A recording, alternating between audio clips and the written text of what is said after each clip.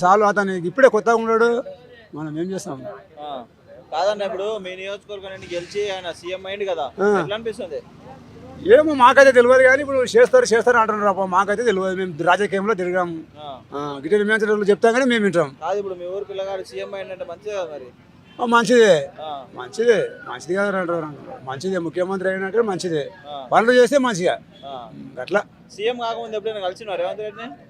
ఇక ఊళ్ళో కలవాడా మస్తు కలుస్తారు. ఊళ్ళో ఈయన మీటింగ్ పెట్టినప్పుడు మేము మాట్లాడలేదు, కానీ గిట్టనే నేచర్ మాట్లాడినప్పుడు మేము పోతుంటాం ఇక్కడ మీటింగ్ కానీ ఆడుతుంటాం. అప్పటికి ఇప్పటికి ఏమైనా చేంజ్ అయ్యండి రేవంత్ రెడ్డి? ఏమప్ప తెలియదు కదా, అంతా మేము పెద్ద పెద్దలు అంటే తిరిగాం, మాకు ఏం అవసరం చెప్పు పోయేటంత.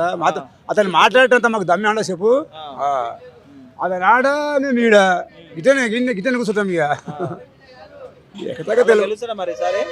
ఏమప్ప ఇక సామికరికాయ అన్ని మనం చెప్పడానికి రాదు, ప్రజల మాట ఉండదు, అది మనం ఏం చెప్పడానికి రాదు. గెలుస్తాడు చేయకపోతే ఎవరైనా అట్లనే చేయకపోతే